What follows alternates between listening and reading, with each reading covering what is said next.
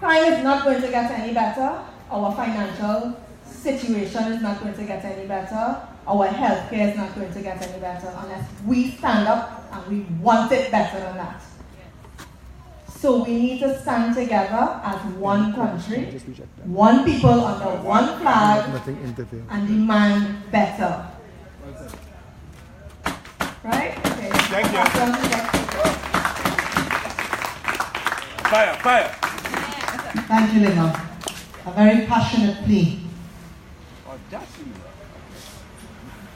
Our next speaker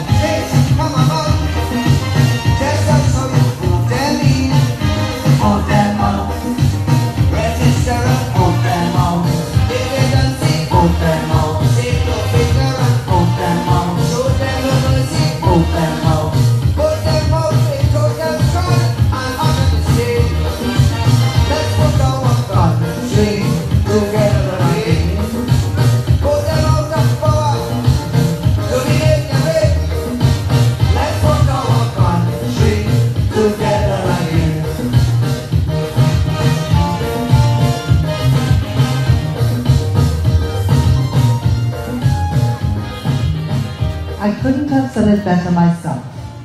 Our next speaker is Philip Edward Alexander, interim political leader of the Progressive Empowerment Party.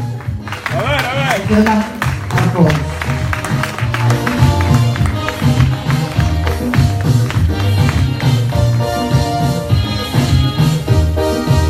1, 2.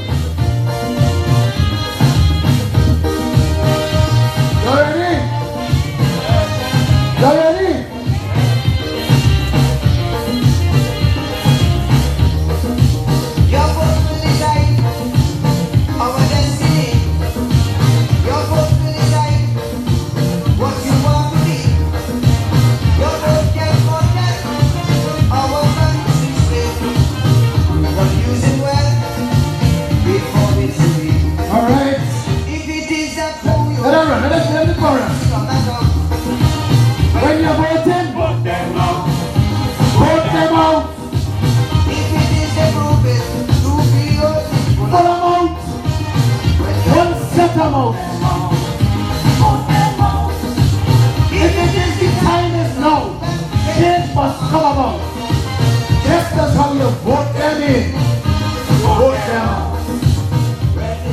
Thank you, Mr. DJ. To all the people here present in our first Scottish meeting in COUVA, give yourselves a round of applause. Thanks a lot for being here. I look around and I see so many beautiful faces. I'd like to ask you to give a round of applause to all the hardworking members of the Progressive Empowerment Party who made this happen, especially Ms. Debbie Jaikaran. Darling, you excel every time. Well done. I need to do some housekeeping quick and get it out of the way. Tony the Fool, the 411, where am I? Well, Tony the Fool say I'm not royalty. Brother, this week I went to the dentist and he said I need a crown. So yeah. I say, yeah, I know. Your crown. Lema! Where Lema?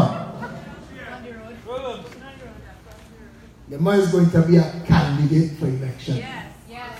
And Stuart Young is ready for that thing. Yep. She's still in for sale. When I unleash that in Port of Spain, North St. Anne's West, it's called that tropical storm, Lema. Here ready? They're not ready. They're not ready. Housekeeping. I was making notes on this piece of paper. I would like to say, on behalf of everybody who are present in Trinidad and Tobago, as the Progressive Empowerment Party, a good night to Mr. Chalana Burchell, one of our advisors. He's visiting us, and I'd like to invite Chalana to say a couple words. Bring some greetings, brother. Come on.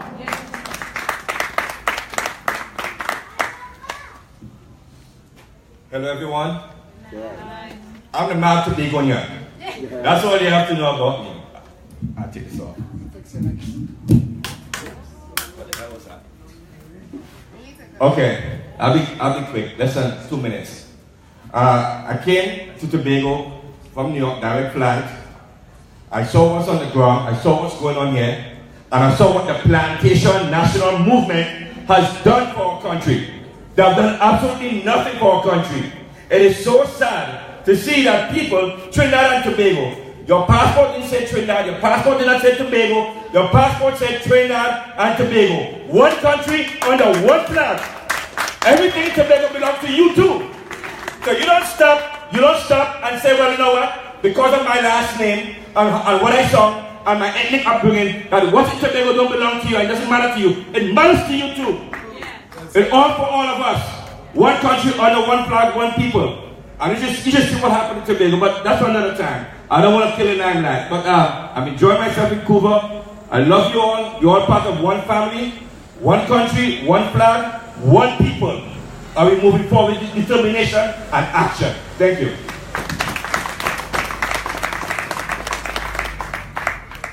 Right. I am the interim political leader of the Progressive Empowerment Party. You know why I'm the interim political leader? Because the Progressive Empowerment Party wake up Trinidad and Tobago. When Jack Warner formed the ILP, none of them chatter. Who make you political leader? You appoint yourself? Jack was the political leader. When the Congress of the People was formed, Winston Buchanan, no chatter. Political leader. MSJ, David Abdullah, appointed political leader. And I say this to make a point, you know, because we could put the title interim in front of the PRO, the chairman, the deputy chairman. This party had more post roles and people serving than established political parties 30 and 40 years old. But this party, they come in with the measuring tape, the microscope, and the magnifying glass. When Patrick Manning was summoned by the 1% into the West, when he was Prime Minister, he was fired as political leader of the PNM. They snatch a bald head from Mason Horn and they say, you go. They didn't say Rowley was the interim. Rowley was the political leader. But they need the Progressive Empowerment Party to be line, linked, and ready. We must be right. We must be more right than everybody else. So they framed this. And we've been giving them ground. For a year and 2 months, while this party has been building, I have allowed the detractors and the haters, the trolls and the sycophants from the operations of the oligarchy, the political representation of the oligarchs that rob, rape, pillage and plunder this country, the PNM and the UNC, to dictate our pace. But today, April 7th in COUVA, I am here to say that over. It's done. You don't tell me. You don't dictate for me. That's right. We bring in fire. I have to tell somebody who jump in and jump out the party how a political party is supposed to operate. You see, in our meetings, people don't understand. You hear the PRO speak, she speaks the fact, she speaks the issues. You hear the chairman speak, she speaks the fact, she speaks the issues. Social development advisor, she speaks the fact, she speaks the issue. National security co-advisor, we have two. Speak the fact, speak the issues. We bring the head of PEP media, he speaks fact. he speaks issues. And there's a reason for that. This is not just another go for, come bring, line up, link up, bacchanal party. This is a real political organization built on plans, programs, and policies. Look, in our first 6 months, we give you a sneak peek at our manifesto. It's called 21 Policies at a Glance. I look around at the crowd, and if corned beef man from IBM was to pass and take a picture, it was if the crowd small. But in 2012, I stand up with Keith Rowley and pick a corner and 6 people. And he was the political leader, opposition leader, representative. They're 50 years now. 6 people come out. And the day Dave Tanku and Rudal Molinal stop paying crowd to come to Monday Night Forum, they will have more people on the head table than the audience. The Progressive Empowerment Party pulls a crowd where it goes for a reason. The people understand that for the first time in a long time, there is a vision for a better Trinidad and Tobago. Every contributor tonight said to you, the well-being of the citizens is the function, purpose, and reason for government. Many of our people have been dumbed down by our failed education system and our Moveland bacchanal media and left illiterate when it comes to politics. We don't understand those people with those big titles, honorable this and honorable that, how they come to have that position and what is that position. So in a quick nutshell, a nation is the people. It starts there. The people together have made an agreement together as to how their country must be managed. And that agreement, that operating document, the manual for Trinidad and Tobago, has a big name. But that's what it is. It's the owner's manual for Trinidad and Tobago. It is how we agree that this country will be run. And it is called the Constitution of the Republic of Trinidad and Tobago. That document respects and reflects the will of the people. That document speaks into existence on behalf of the people how we will manage it. We will appoint some people. If this was a cricket team, we will know who's going into bat first, who's going into ball first. If it was a football team, we will know who's front, who's back, who's goalkeeper, who's midfield. It's a country. So we say, okay, we want to divide up the country into areas. Call the areas constituencies. Because we can't send 1.3 million people in town to discuss water, mosquito, traffic, and crime. So we will send a representative of each constituency. So we will set up a place in town. We will call it the Parliament. And all 41 representatives of the people will sit in that place that we will call the House of Representatives of the People. You see, they keep leaving that out. But when Shamfo Kujo stand up, and Kamla Prasad Bisesa stand up, and Keith Rowley stand up, he's standing, she's standing, they're standing in your name.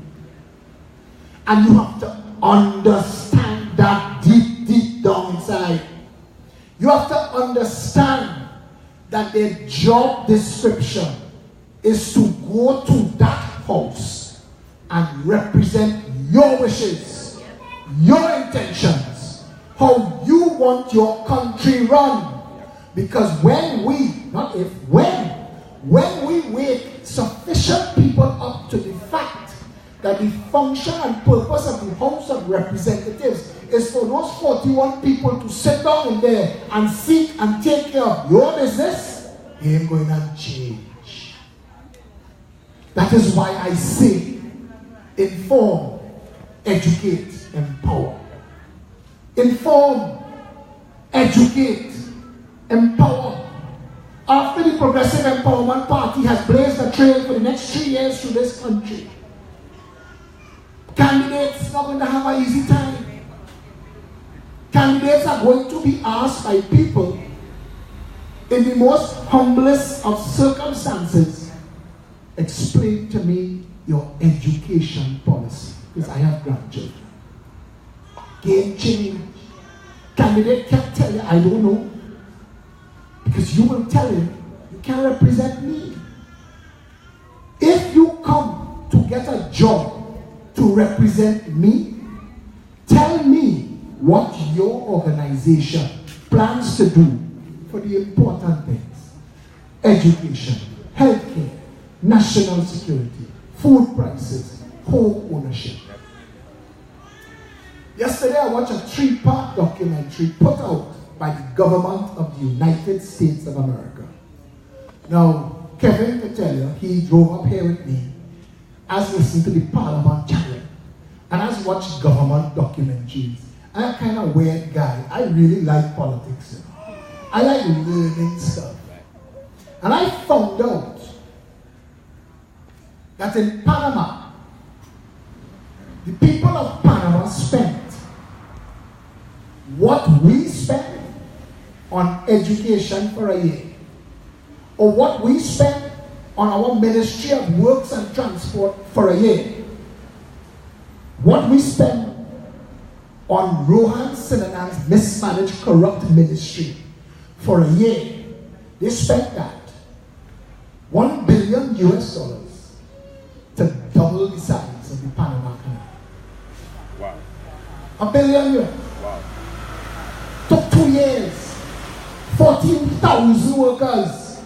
So you understand what $1 billion could do.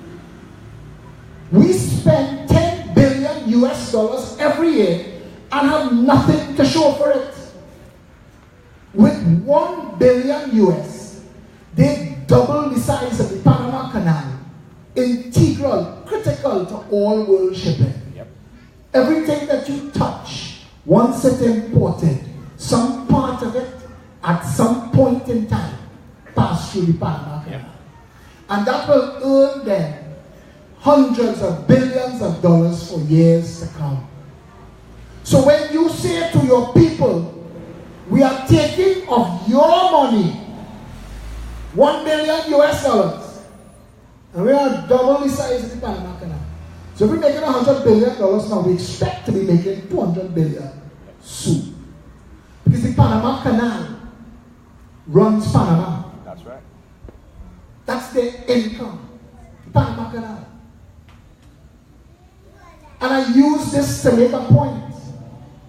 Because the $1 billion we gave to Rohan Sinanan this year, we're doing nothing with it. Half this street I drove down have a sidewalk, the other side have an open drain. The side that have a sidewalk have open chasms that look down into the drain with a piece of concrete sitting down on top of the sidewalk. So if you're blind, or handicapped, or elderly, or a little child running, or you're not paying attention, you'll trip, and you'll fall, and you get injured. And how is it that with $1 billion, they could double the size of the most important avenue for shipping in the world, but $1 billion can't fix your sidewalk? How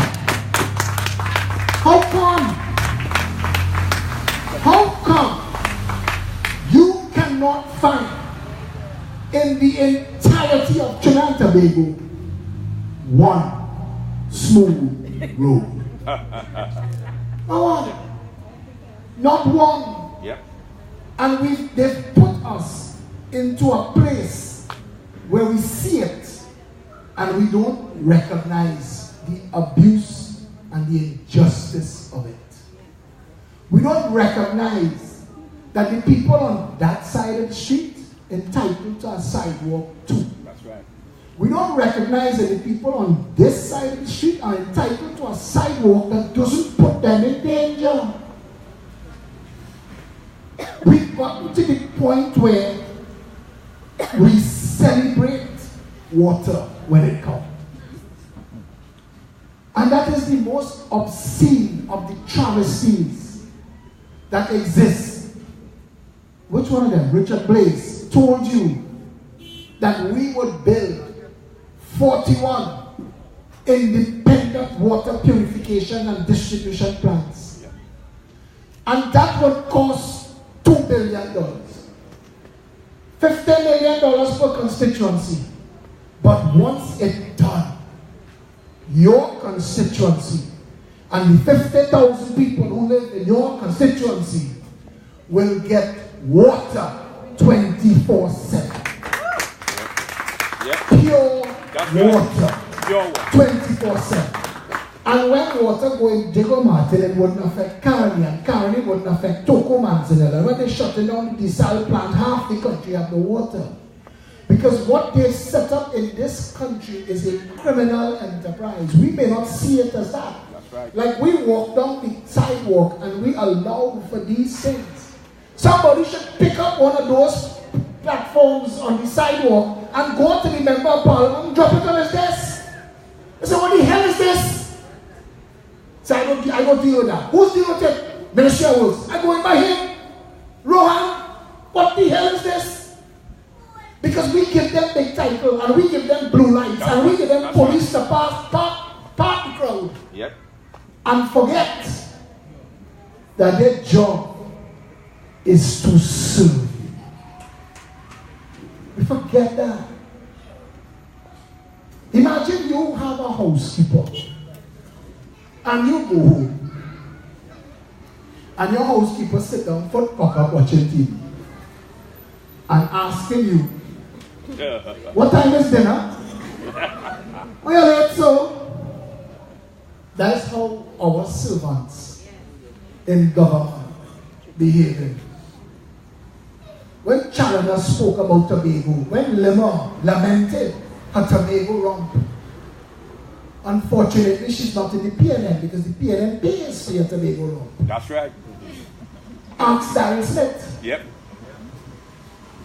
But the people of Tobago, what has been done to Tobago by the government, I want to stop talking PNM and UNCL because those two bandit clans are the same party. That's right.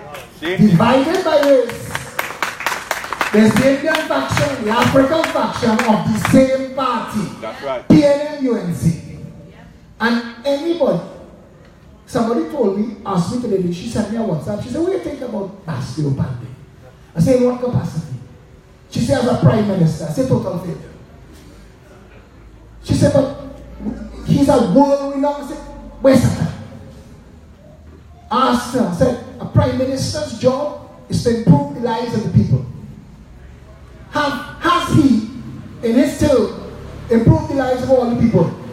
She said, I was too young to know. Text her back. Jesus Christ, Mandela, Martin Luther King, Gandhi. Do you know those names? Yes. You know those people are? Yes. Abraham Lincoln, Henry Ford. You know those names? Yes. You know who they are? Yes. Bastille Pandey was a prime minister of this country. You don't know who he was? You know nothing about him? And you can't point to something. People can't walk in tongue. You know why we have no statues of our leaders? Because people will spit on it only. Yep. We've never, and this is a hard thing for people to accept. Psychologists and psychiatrists will tell you this. When it is time to face victims, when it is time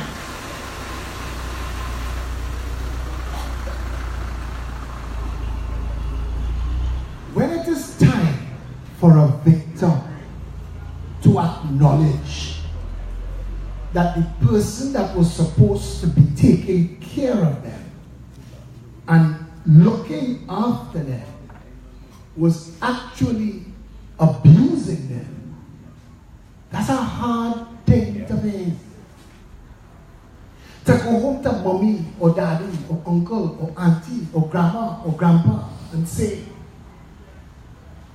you had a responsibility to take care of me. When we in government, to take care of me.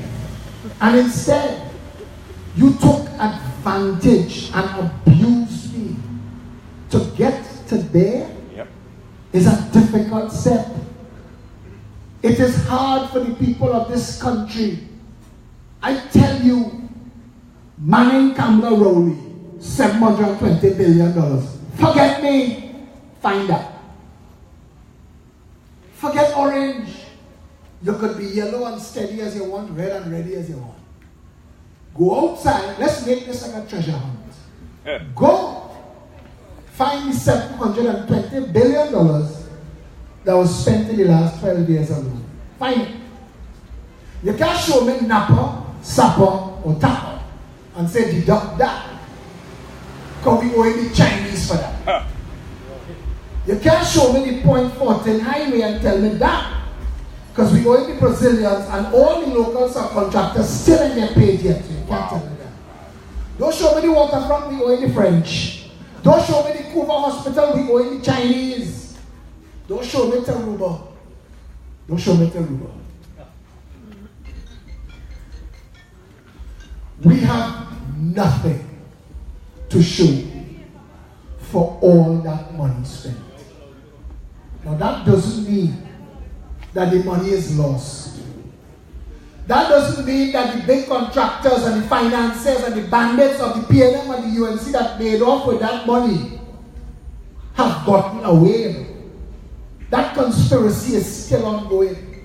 But you need a government in power that is not beholden to the same bandits.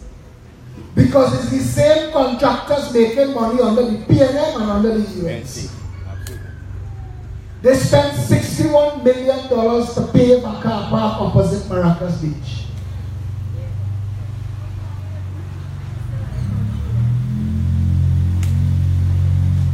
And there's a reason we must study the money.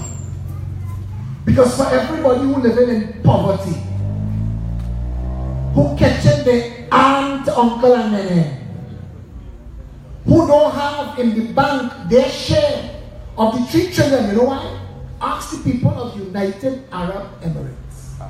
Ask the people of Dubai, who every year is getting a check. This is what the country did this year. This is what we spent. This is what was left. You are a shareholder in the country. That's your share. Imagine Trinidad and Tobago run that way. Healthcare costs us $5 billion a year. It shouldn't cost us half that.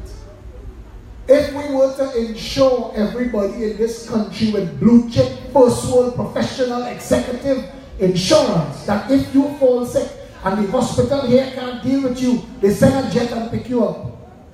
$2,500 a person. We're spending $5,000 a person for people to go in the hospital and dead. The mortality rate for mothers in the San Fernando General Hospital is an embarrassment. We have an ambulance service. I have been collecting data because I am in court with the ambulance service, the private ambulance service, the contract that was given to the 1%. I am in court with them because there have been people who have called for an ambulance on Tuesday and get a call back from them on Wednesday. Or you still need it? Wow. You have people, this country is 1.3 million people, so every time we talk about 20, 30, 40, 50 people, you know or are connected or related to these people in some way, and it's only when you find out, you say, hey girl, you was in that? They brought 50 people to the hospital this year, elderly people who have cataract. Elderly people with cataract. And they brought them to the hospital. Lined them up in hot sun. Drops in the eyes so that they could do the surgery. Have them standing up in the sun because they have nowhere for them. And then have to come and announce, we don't have the lenses.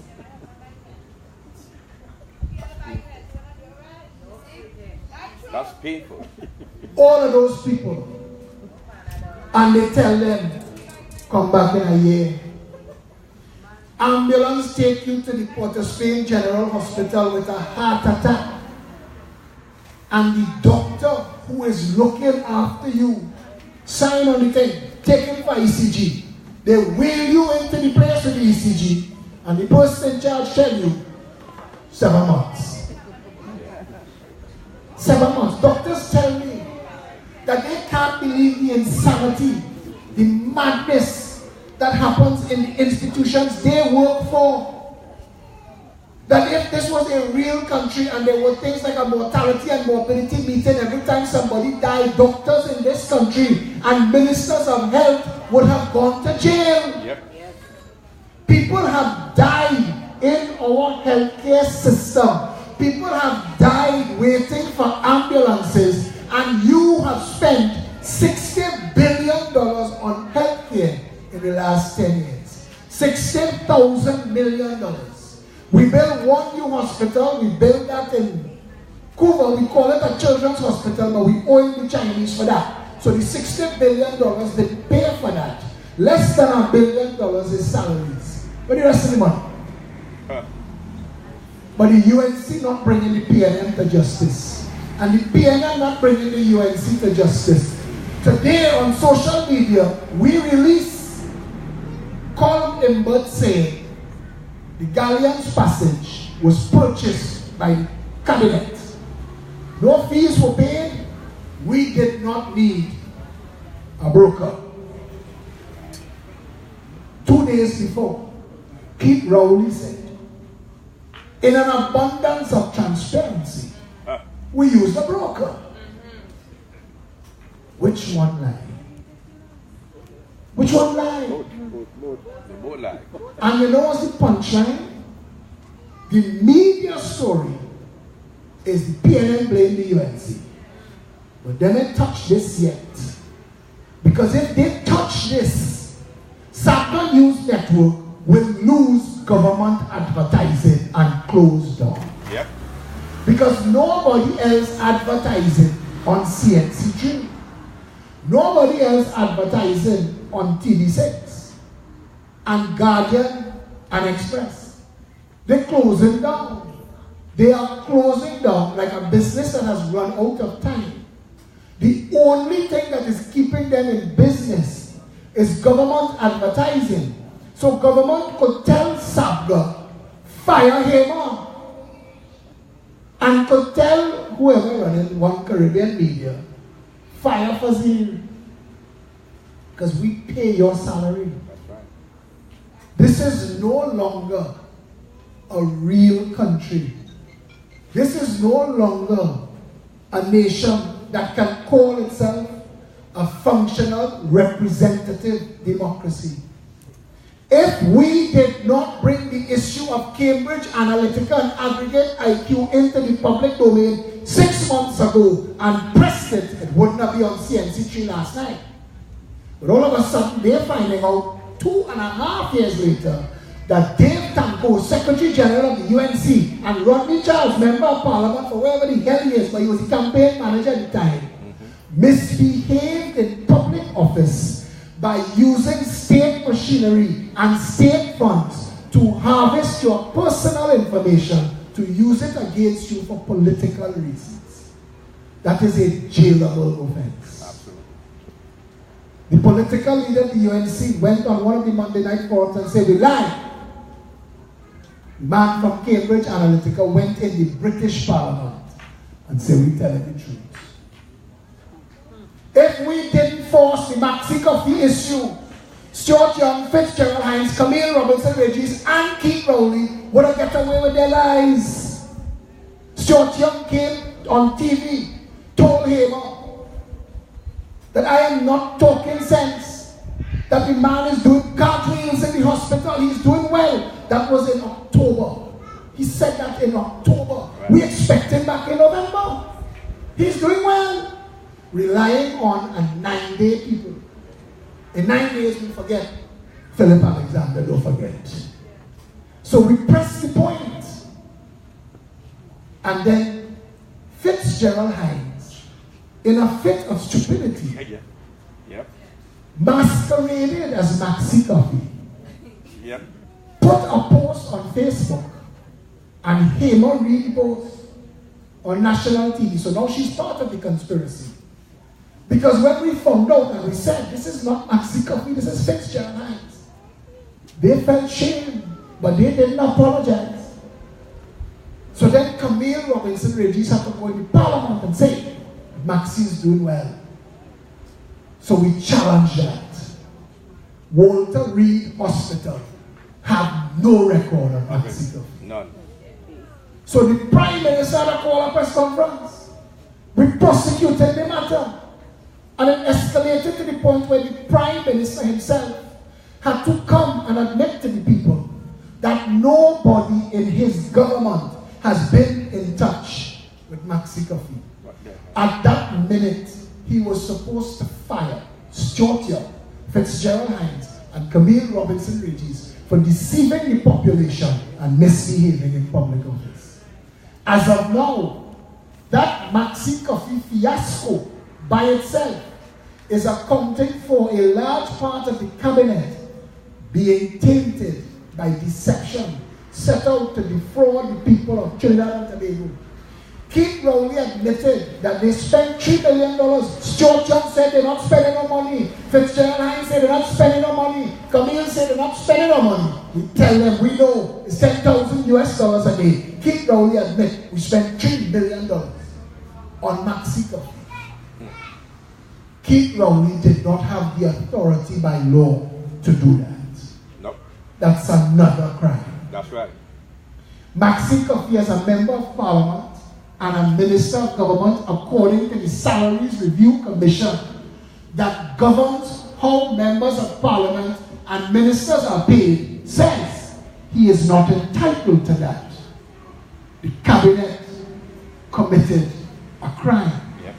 The Commissioner of Police has the Prime Minister admitting to a crime, but the Commissioner of Police can't do nothing. Because that is the same Prime Minister that just appointed to his 13th acting stint. This is no longer a functional representative democracy. And until we, the people of Trinidad and Tobago, decide to stand up and stand together for a better nation, it will deteriorate further and we will end up in real trouble. Right now, speaking to you tonight, none of us know the real situation in this country.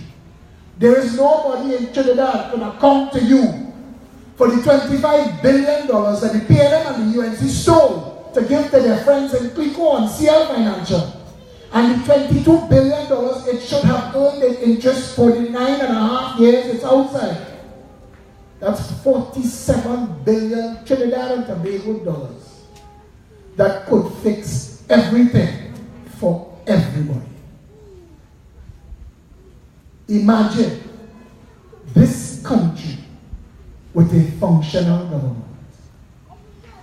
Imagine this country where the people come first. I know it's hard to believe. Trinidadians go abroad and in 2 weeks acclimatize and they know who to call. If the neighbor encroaching, that man parking bad, you are supposed to put that garbage bag outside there and they know who to call to get representation. In Trinidad and Tobago, I learned listening to the Senate. We have something called a Professional Standards Bureau and a Police Complaints Division inside of the police service that's supposed to keep the police service honest. Outside of the police service, we also have something called a Police Complaints Authority. That is 3 organizations that's supposed to oversee the operations of the police service where criminality and law breaking by members of the police service is concerned. And the PCA director was able to say to the public that the biggest gang in Trinidad and Tobago is the police service. Wow. So we're trying to pass anti-gang legislation, but the police who's supposed to enforce it in gangism. And one of the people voted on the anti-gang legislation is a known associate of a gang leader. This is no longer a functional representative democracy. Trinidad and Tobago is 1.3 million people in a hostage situation. Yep. We are under siege by elected officials who have hijacked the rules and the laws and the operating machinery of this country. But we have a mechanism to fix it. And that mechanism is your vote. And if you have never taken politics or government or elections seriously ever in the past, take it seriously now. This is not a time to play fast and loose with your future and your children's future. This is not a time to gamble and vote lesser evil. When you vote lesser evil, you're still voting evil. And you must never, ever forget your responsibility as a citizen in a democracy, regardless of who the person is in the job and what relationship they are to you. You have a responsibility to keep them honest and to keep them answering. And as they said to you earlier, if these people are not realizing that the well-being of the citizens is the function, purpose, and reason for government, then you have a responsibility to fire them. That's right.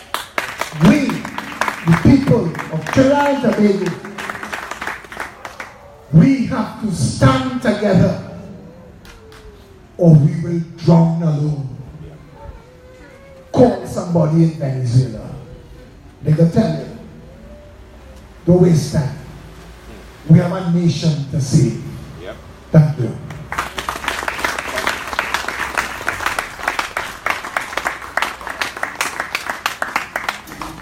Thank you very much, Philip.